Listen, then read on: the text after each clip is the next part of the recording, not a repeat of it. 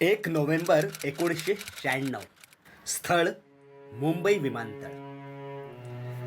एरवी लोकांना वाट पाहायला लावणारे ठाकरे कुटुंब, बॉलिवूडचे सेलिब्रिटी, स्वतः राजसाहेब ठाकरे आज कुणाची तरी वाट पाहत थांबले होते. सोबत हजारोंची गर्दी एअरपोर्ट कडून येणाऱ्या रस्त्याकडे डोळे लावून बसले आणि अमेरिकेचं विमान मुंबईच्या धर्तीवर लँड झालं आणि एकच गोंधळ उडाला.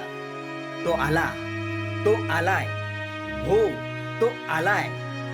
हजारो रसिक डोळ्यात प्राण आणून त्याची एक झलक पाहण्यासाठी पोलिसांचा बंदोबस्त जुगारून उडी घेऊ लागले. आणि खरंच तो आला होता. गुरुत्वाकर्षणाचा नियम खोटा ठरवणारा, मूनवॉक करताना थिरकणारा, सिग्नेचर डान्स स्टाईलने तरुणाईला भुरळ घालणारा, ज्याने आपल्या जादुई नृत्याने अवघ्या जगाला वेड लावलं होतं. तो कुरळ्या केसांची एक बट चेहऱ्यावर ठेवत दुरून एखादा रोबोट असल्याचा भास व्हावा असा जगातील करोडो चाहत्यांचा जीव की प्राण king of pop MJ Michael Jackson Mumbai विमानतळावरून बाहेर आला होता. आणि हिंदुस्थानातील त्याच्या फॅन्सनी एकच कल्ला केला. राजसाहेब ठाकरे, शर्मिला ठाकरे, अभिनेत्री सोनाली बेंद्रे आणि इतरांनी त्याचे मराठमोळे स्वागत केले. आणि आपल्या फॅन्सना हात उंचावत मायकल जॅक्सन हॉटेल ओबेरॉयकडे जायला रवाना झाला. मायकल जॅक्सनचा हा भारतातील पहिला आणि शेवटचा दौरा होता. मीडिया रिपोर्टनुसार ओबेरॉय हॉटेलमध्ये त्याने एक मोठा आरसा मागून घेतला आणि जाताना त्याच आरशावर ऑटोग्राफ सुद्धा दिला. याच दौऱ्यात मायकल जॅक्सनने मातोश्रीवर जाऊन स्वर्गीय बाळासाहेब ठाकरे यांची भेट घेतली आणि ठाकरे कुटुंबियांनी त्याचा जबरदस्त असा पाहुणचार केला. लाखो चाहत्यांसमोर मुंबईतील मैदानावर मायकलने लाईव्ह कार्यक्रम केला. त्याचे चाहते अक्षरशः भारावून गेले. मित्रांनो, जगाच्या पाठीवर कुठेही जा, MJला मिळणारा हा प्रतिसाद असाच असतो. 29 ऑगस्ट 1958 अमेरिकेतील शिकागो नजीक एका लहानशा गावात मायकल जॅक्सनचा जन्म झाला. त्याच्या 10 भावंडांमध्ये मायकल 8वा होता. त्याचे वडील एक गिरणी कामगार म्हणून काम करत आणि मायकलच्या आईला संगीताची विशेष आवड होती आणि त्यामुळेच संगीताचं बाळकडू मायकलला बालपणीच मिळालं. मायकल आणि त्यांच्या वडिलांचं कधीच पटत नसे. ते चिडचिड्या स्वभावाचे होते. ते नेहमीच मायकलला त्याच्या चपट्या नाकावरून आणि चेहऱ्यावरून घालून पाडून बोलायचे. डोक्यावर हॅट आणि चेहऱ्यावर केस ही मायकल जॅक्सनची स्टाईल म्हणून आपण ओळखतो. पण हे वडिलांनी केलेलं आत्मविश्वासाचं खच्चीकरण होतं असं मायकल समजतो. पण तरीही आपल्या यशाचं श्रेय MJ आपल्या वडिलांनाच देतो. त्यांचा कडक आणि अनुशासन प्रिय स्वभाव यामुळेच आपण घडलो असे मायकल जॅक्सनला वाटते. अगदी छोट्या वयात आपल्या फॅमिली बँडमध्ये मायकल गाऊ लागला आणि अवघ्या 10व्या वर्षी मोटाऊन रेकॉर्ड्स बरोबर त्याने करार केला आणि तो लॉस एंजेलिस मध्ये स्थलांतरित झाला. 2-3 अल्बम केल्यावर तो बँड व्यतिरिक्त एकट्याचे स्टेज शो करू लागला. गॉड टू उथन या गाण्याने MJ अमेरिकेत सर्वदूर पोहोचला. त्यानंतर एका मागोमाग एक असे 6 अल्बम सुपरहिट झाले आणि या पॉप स्टार थ्रिलर डान्सरला जगाने डोक्यावर घेतले.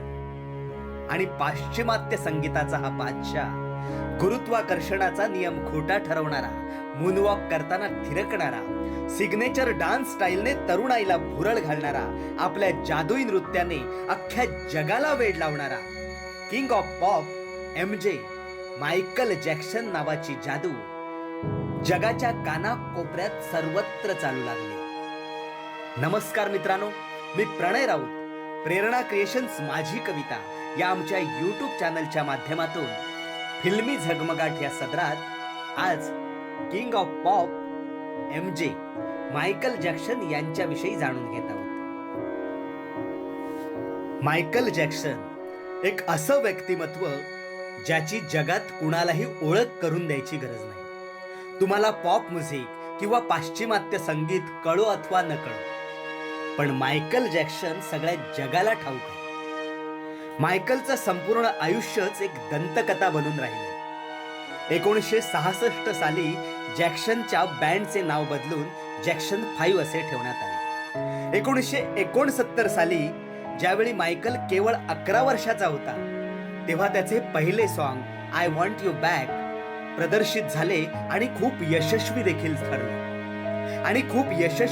ठरले. पुढे 1970 ला मायकलचे द लव्ह यू सेव्ह आणि इट विल बी देअर या गाण्यांनी संगीत क्षेत्रात तुफान यश मिळवले आणि त्यानंतर मायकलने कधीही मागे वळून बघितले नाही. मायकलच्या यशाचा आलेख हा उंचावत गेला. अनेक अल्बम सुपरहिट ठरले. मान मरातब, पैसा, प्रसिद्धी मायकल जॅक्सनच्या पायावर लोळण घेऊ लागले. संगीतातील सगळे मोठे पुरस्कार आणि विक्रम मायकलच्या नावावर आहेत. पण यासोबतच त्याच्या आयुष्यात अनेक वाद उद्भवले. मग त्याने आपल्या शरीरावर केलेल्या शस्त्रक्रिया असतील किंवा मुलांचे लैंगिक शोषण असेल, असे अनेक वाद उद्भवले. आपल्या वैवाहिक जीवनात सुद्धा मायकल सुखी नव्हता. पण मायकल देवभोळा होता. त्याची देवावर अत्यंत श्रद्धा होती. प्रत्येक शो पूर्वी तो देवाची प्रार्थना करत असे आणि पुरस्कार घेताना देखील देवाप्रती आभार व्यक्त करत असे. आपल्याला किमान 150 वर्षे तरी जगायचं आहे म्हणून तो सगळ्या प्रकारची काळजी घेत असे. दुसऱ्याला स्पर्श करण्याआधी तो हँड ग्लोव्ज वापरायचा. त्याच्या सेवेत अमेरिकेतील नामवंत 12 डॉक्टर होते. इतकंच काय तर तो ऑक्सिजन चेंबरमध्ये झोपत होता. पण नेहमीच्या शस्त्रक्रिया, मानसिक ताण, नशेली पदार्थांचे अतिसेवन आणि औषधांचा अति प्रमाणात केलेला वापर यामुळे वयाच्या अवघ्या 50शीत दिनांक 25 जून 2009 रोजी हृदयविकाराच्या झटक्याने मायकल जॅक्सनचे निधन झाले. मायकलच्या फॅन्सना हे अनपेक्षित होतं. आज जरी मायकल जॅक्सन आपल्यात नसला तरी अवघे विश्व त्याच्या अनोख्या मून डान्सिंगला आजही विसरू शकले नाही. सिंगर आणि डान्सर म्हणून मायकल जॅक्सनने जी लोकप्रियता आणि प्रसिद्धी मिळवली ती आज तागायत कोणत्याही गायकाला मिळालेली नाही. मायकलच्या अंत्ययात्रेला जवळजवळ 2.5 अब्ज लोकांनी लाईव्ह पाहिले होते. आतापर्यंतची सर्वाधिक पाहिली गेलेली ही लाईव्ह ब्रॉडकास्ट ठरली आहे. मायकल जॅक्सनच्या निधनानंतर लोकांनी मायकल जॅक्सन हा शब्द इतका सर्च केला की त्यामुळे इंटरनेट क्रॅश झाले. पॉप स्टारच्या मृत्यूची बातमी दुपारी 3:15 आली. त्यानंतर विकिपीडिया, ट्विटर, सगळे सोशल मीडिया प्लॅटफॉर्म एकत्रपणे क्रॅश झाले. मायकल जॅक्सन सर्वाधिक कमाई करणारा मृत कलाकार ठरलाय. मित्रांनो, मायकल जॅक्सन एक दंतकथा बनून राहिला. जोपर्यंत गाणे आणि नृत्य ह्या जगात जिवंत आहे तोपर्यंत MJ या किंग ऑफ पॉपला विसरणे शक्यच नाही. मित्रांनो, चंदेरी दुनियेतील सिनेतारकांचा प्रवास, ओळख साहित्यिकांची, कविता, गाणी ऐकण्यासाठी आमच्या प्रेरणा क्रिएशन्स माझी कविता या YouTube चॅनलला नक्की सबस्क्राईब करा, लाईक करा आणि हा व्हिडिओ आवडला तर कमेंट करून नक्की सांगा. मी प्रणय राऊत आपली तात्पुरती रजा घेतो. लवकरच भेटूया एका नव्या व्हिडिओसह.